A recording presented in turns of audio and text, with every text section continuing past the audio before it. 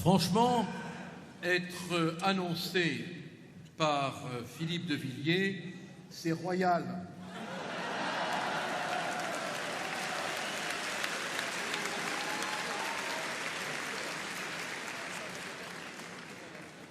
Je suis bien au milieu de cette force de résistance dont la France a tant besoin et qui se regroupe aujourd'hui avec quasiment 1000 personnes qui attendent encore dehors, derrière Éric Zemmour.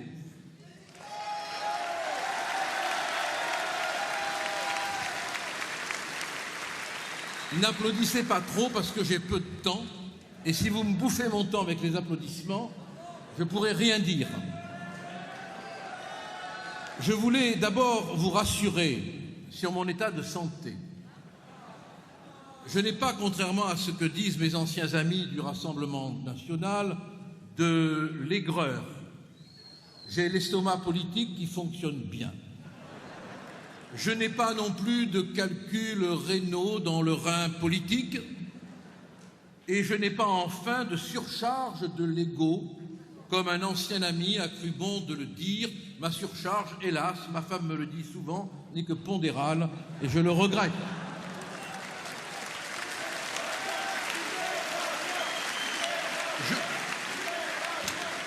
Je vous interdis d'applaudir. À la rigueur, vous pouvez siffler.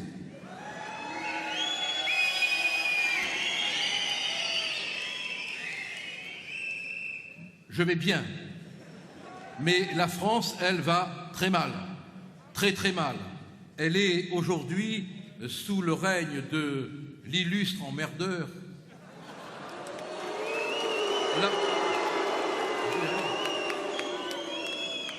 La 7e puissance.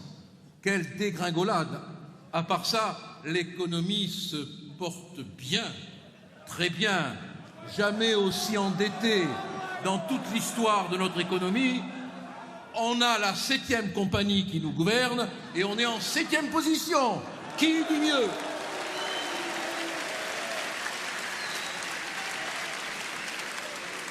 Qui dit mieux? Alors évidemment, la question qu'on me pose, et tout à l'heure un caméraman ou un journaliste me disait avec une originalité extraordinaire, pourquoi rejoignez-vous M. Zemmour?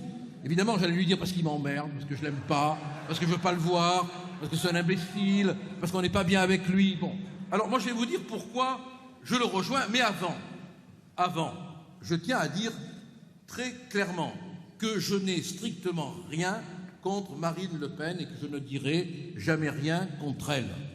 Que je n'ai rien.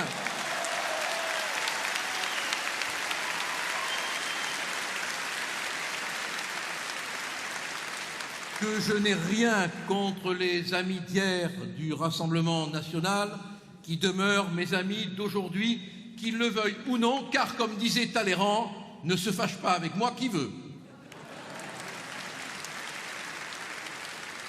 D'autant plus que beaucoup qui aujourd'hui critiquent, peut-être demain taperont à la porte, et Marie peut-être la première. Qui sait? Qui sait? Alors je suis là au nom, comme l'a dit Éric, et il a raison, de l'amitié, de la camaraderie, et aussi, il faut le confier, de l'amour partagé, non pas de Sarah, mais de l'histoire. C'est une autre histoire. Je rejoins Éric Zemmour aujourd'hui pour une raison fondamentale que nous devons tous comprendre parce qu'elle est la clé d'une explication. Je suis à 5 minutes. Il m'a fait signe, la vache, il me reste 1 minute, je ne sais pas comment je vais faire. Bon. Parce que Éric est porteur dans ces temps troubles, dans ces temps difficiles, dans ces temps de dépression idéologique, de la vertu, c'est-à-dire de la vitalité historique, c'est-à-dire du courage, c'est-à-dire de la capacité à scier la langue de bois en copeaux. Et c'est aujourd'hui essentiel, vital. Il me donne un espoir réel. Je croyais que tout était foutu, que l'on entrait dans une dépression définitive. Et j'ai entendu le rythme de ce qu'il dit, la force de ce qu'il dit, et j'ai compris qu'on pouvait quelque part ressusciter les idéaux de nos combats, que tout n'était pas perdu, que tout n'était pas foutu, et j'y crois. Merci Éric d'avoir redonné la parole à la politique.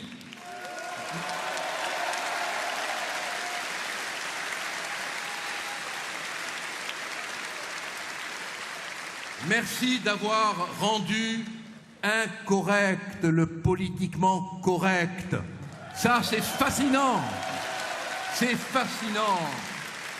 Merci d'avoir soulevé de tes mains fines d'intellectuel la soupière de la vieille soupe, des connivences, des compromissions, des rencontres partouzeuses entre partis renégats qui, pour avoir un peu de louche, de soupe aux lentilles, se compromettent et rampent vers le pouvoir dégueulasse qui ruine la France.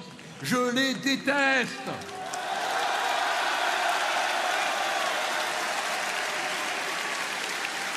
Et merci enfin d'avoir renversé le guéridon mondain de la bien-pensance. Merci.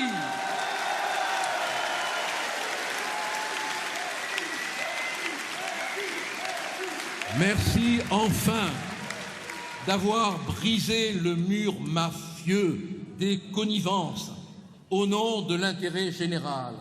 Alors je vais conclure là-dessus. Éric, ils te feront tout. Tout. J'ai connu ça. 7 ans de procès pour un tweet.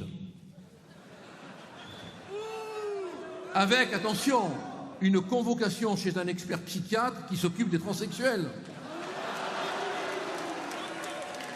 J'ai failli aller déguisé. Mais un ami médecin m'a dit « Fais gaffe, ils n'ont pas le sens de l'humour, ils pourraient le prendre pour un syndrome grave. » Oui, 7 ans. Bon, après, j'ai été relaxé, ce qui m'a détendu. Bon. Mais, je veux dire, ils te feront tout. Procès en sorcellerie, sondage bidon. Oui, monsieur, j'ai fini, oui. Il me reste combien 1 minute. 1 minute. Bon, ben écoutez... Alors, je vais essayer de dire l'essentiel en 1 minute. Bon, c'est ce qu'on appelle l'esprit de synthèse. Mais c'est parce que les autres qui sont passés avant, les vaches, m'ont bouffé mon temps. Et notamment Philippe, qui est d'une indiscipline monarchique. Alors, je conclus vite. Je dis à celles et ceux qui attendent encore à la porte qu'elle est ouverte. Et qu'en y entrant, on entre dans la force du courage politique, dans la force des mots qui disent le réel, dans la force des mots qui disent la vérité. Quand j'étais enfant, mon père, originaire de Vitry-le-François, ville proche de Verdun, je jouais dans la maison familiale. Elle n'était pas encore reconstruite. Elle avait été détruite en 1870, reconstruite. Détruite en 14, reconstruite. Détruite en 40, on la reconstruisait. Et un jour, mon père, alors que mon grand-père avait le brevet de pilote numéro 102, mon père m'a dit, tu vois, la France, c'est cette baraque. On l'a détruite et on l'a reconstruit.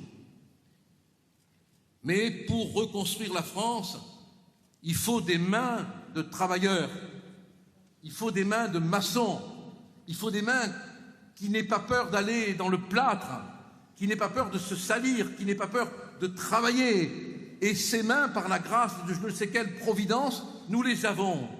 Alors vous qui êtes à l'extérieur, un homme vous tend les mains. Attrapez-les, parce que vous êtes la France qui tombe dans le puits, qui s'étouffe, qui va mal et qui a besoin de ses mains pour sortir de la nuit du désespoir. Oui, Éric, on est avec toi. La France est avec toi. Merci.